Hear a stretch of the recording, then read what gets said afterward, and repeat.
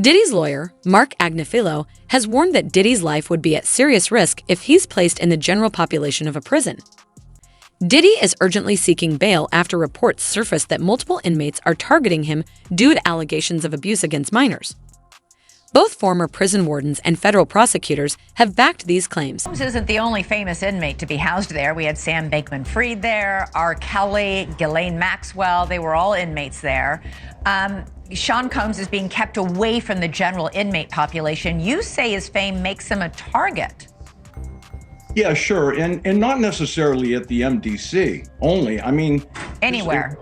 Yes. In my humble estimation, his life, his safety is in jeopardy in any correctional lockup right now. If it is true, as reported, that he is housed in the special housing unit, it's important to note that the special housing unit is a lockdown, 24-hour lockdown unit. The MDC Brooklyn is a high-rise. The vast majority of the floors are general population floors. But the special housing unit is a 24-hour lockdown facility. So this is for Mr. Combs' protection. His incredible worldwide celebrity combined with the allegations, the charges now, and indictment, of course, of acts of violence against women make him a very attractive target. All right.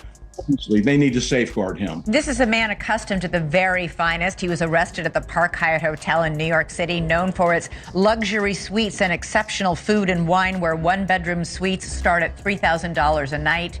He was probably staying in something larger.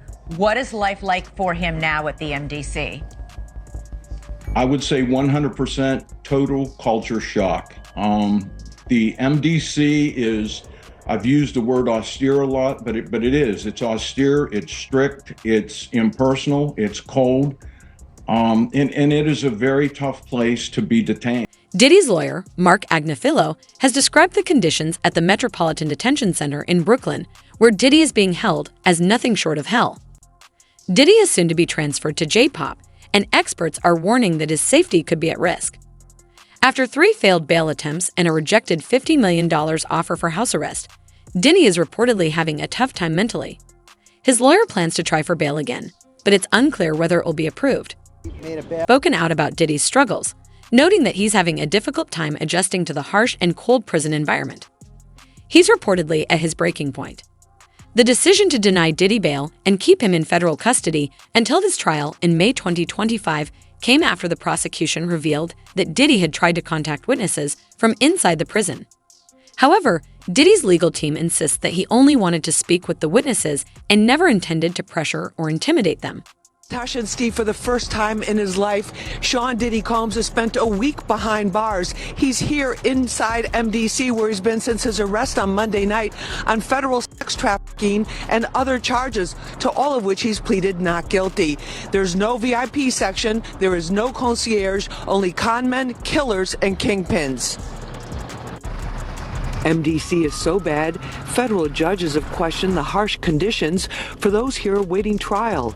So bad I was here 2 years ago during a cold spell, reporting on detainees with no heat, pounding on windows for help.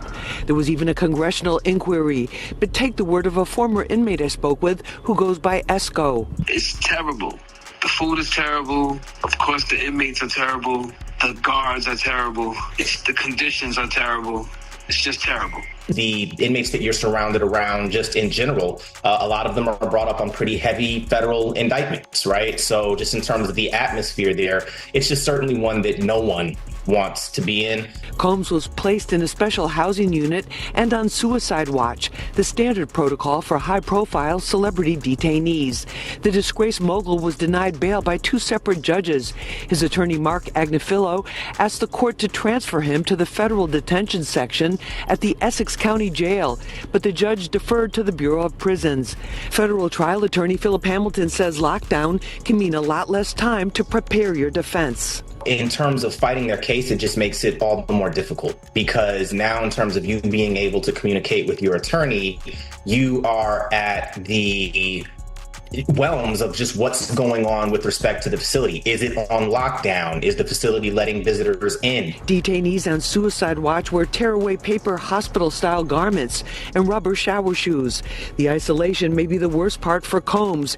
It's being done for his protection in the violence-prone facility. He will have no bunkie. He's probably not going to have any contact with any other inmates. So for him, it's going to be a little different than for a person like me, where I will go in, I will go through process and intake, and then they'll assign me a cell, and I'll have a bunkie or a cellmate, and I'll be in population. For him to be able to get out at this point, it just doesn't look good. There are reports suggesting that Diddy has requested to be placed back on suicide watch. On suicide watch, inmates are kept in solitary confinement for over 23 hours a day, which can lead to mental health issues for some prisoners. However, Diddy is aware of the dangers he faces if word spreads in the prison that he's accused of being a pedophile. Breaking news right now, Larry. I am just getting word. People magazine says it's got a source on the inside that tells them that P. Diddy's on suicide watch tonight. Do your sources confer the same information? Are they saying it was possible? Hey, real quickly, all that commissary stuff, he's not getting any of that because people in the SHU have an abbreviated list. So he's out of luck. No stake for him. Yeah, he is on suicide watch. This guy thought he would have went home. All of a sudden, he didn't get bond. Remember, the first night that he was there, he was like an overnight guest. When they called his bond hearing, now they checked him into the system, and reality has hit him. And I understand that he has a shrink coming by his cell to see him several times a day.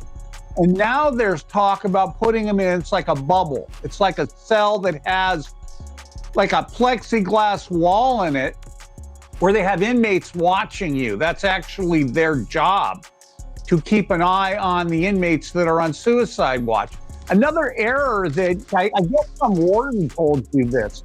There are sentenced inmates there. They're called cadre inmates. They don't have to be white collar inmates, but they're doing maintenance on the building. And the problem why there's a lot of violence there, they have housing units. And they're mixing bank robbers, drug dealers, rapists with white collar people. And this is why Diddy, he can't go into a regular housing unit because somebody will take him out for sure. Somebody's gonna get a lot of street credibility out of this. People that are doing substantial time that know they're never getting out. They'll just kill a guy. No questions asked. You think that they'd suck up to him because he's got a lot of money, and if he ever does get the commissary options, he would be able to help them. Some people do because I got to wrap it real quick. Okay, some people do think that Diddy can help them, but this guy's going to be locked up forever. His case will probably take at least 3 years to litigate. He'll stay at MDC. There's rumors that he wants to go to Essex County Jail in New Jersey because he doesn't like MDC. He's a marshal's inmate. There's no way they're going to transfer him back and forth, I don't know, several times a week, 6 marshals to do it. He's out of luck. Diddy's legal team offered $50 million and a fully paid-off $70 million house as part of their bail request. They also proposed that Diddy surrender his passport and those of his family members, knowing he would have to give up something significant to have a chance at being released. However, Judge Aaron denied Diddy's bail, stating that nothing could guarantee the victim's safety if he were released. Diddy was ordered to remain in jail, even over the holidays. While incarcerated, Diddy used secure phone lines to try to pressure victims, with all calls being recorded. What he did here is on a magnitude to show it. What do you think about that counter argument? Because his team has said we're going to put together the proposed bail package, a $50 million bond, co-signed by him, his mom, his sister, the mother of his oldest daughter, and his 3 adult sons. It's going to be secured by the equity in his property in Miami, Florida. Home detention, his passport will be surrendered. The government said that's insufficient. They said, look at the charges, look at the weight of the evidence that I just mentioned. They said they have allegations that he and his associates were trying to tamper with witness testimony last year so that they wouldn't cooperate with the government. What do you take away about who has the stronger argument in terms of bail? Well, I think his counsel has done the best they possibly can. I think bringing him there voluntarily is very smart, starts them out on the right foot. But I think the last thing that you just mentioned, the interfering with witnesses. That's the allegation, yeah. Yeah, if that's true, or I should say, if there's real indicia that happened, I think that might tip the scales in favor of not letting him out pending trial, because I think, and you know this, I think judges take an extraordinarily dim view of that, and that might be the factor that tips the scale against him. But I think as far as a tactic, Things are heating up for inside prison. Diddy is reportedly having nervous breakdowns and is terrified for his safety, knowing he could be attacked at any moment. He's desperate to get out as soon as possible. Meanwhile, things aren't looking good for him outside of prison either, but more on that later. For now, it's important to note that 3 of Diddy's biggest co-conspirators have also been named in lawsuits and could soon end up behind bars with him. There are even rumors that Diddy has lost hope in his case and is considering suicide. According to a report from the Daily Mail, that's why Diddy had a breakdown.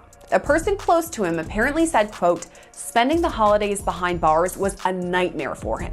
If we're to believe all this, Diddy had a meltdown in his cell and begged the guards to take him to the hospital for observation, but they refused. This same friend or person told the Daily Mail, quote, he eventually managed to calm himself down with the meditation technique he's been using while he's been behind bars. It took him a few hours of deep breathing and focusing to get out of the bad space he was in, but he finally managed it. This isn't the first time Diddy's mental health has come into question while he's been at MDC. When he first arrived, he was on suicide watch, which the U.S. Department of Justice National Institute of Corrections describes as supervisory precautions taken for suicidal inmates that require frequent observation. Diddy's suicide watch was only temporary, though. He was housed in a special protective unit of the jail after that for the first few weeks of his stay. But Diddy right now is in Gen Pop, meaning general population, the place where majority of the inmates stay. And that's where he apparently had this meltdown over the holidays, at least according to one source. He's suffering the consequence, and I don't feel bad for him at all. Because people was trying to talk to him. People was trying to tell him. You couldn't pull him by the coat and let him know anything. You understand? They messed up the game, brother. When he put that shit out with them, money, power, respect, it ain't never been like that. It ain't never been like that. You got your respect in the street that gave you your power, that brought you your money. Totally different thing. He let that money, power, and respect go to his head, but he had it ass backwards. So do I care what happened? Nah. He got enough money to buy his way out of this. So we think. So when you look at that video of him pacing around and he's looking worried, and you knowing him, do you think it's possible that he might commit suicide? When you're a narcissist, there's always a possibility because you're suffering. But I don't think that he can see himself in a cage. I don't think he can see himself behind those bars in those type of situations. It's too many real dudes that dislike him. But then again, there's a lot of real dudes that need help. And him being behind bars, he could probably help them. There's really no deal that the U.S. Attorney's Office can offer, and it's certainly not one that Diddy will accept. It would involve decades in federal prison. We're talking about mandatory minimum sentences of 10 years for both the drug charges and the sex trafficking. So we know that Diddy has fought charges before. There were state charges, there were gun-related, the nightclub shooting with J-Lo, but he's going to dig in his heels, and this case is going to trial. So if you're prosecutors, you really want to make sure that your evidence is bulletproof before you go down there. In the past few days, Diddy's legal team has reluctantly admitted to the existence of his so-called freak-off tapes. However, they insist that while these tapes do exist, they do not show Diddy harming or taking advantage of anyone. According to his lawyers, there are 9 tapes in total, and they argue that these recordings actually help prove his innocence. Created his own kingdom where he makes his own rules, and you got to follow his rules or you get penalized. And guess what, Laura? He's now in a federal penitentiary, and for the first time in his life, he's facing his own fate at the hands of somebody else. And I will tell you, Laura, I've done federal cases, that's not the place you want to be in federal court. 90% of federal criminal indictments brought down are pled out, right? A plea deal is brought. And of the only 10% left, 90% of those defendants that go to trial, they lose. So he leveling an indictment like this unless they have ammunition and they have cause to bring it.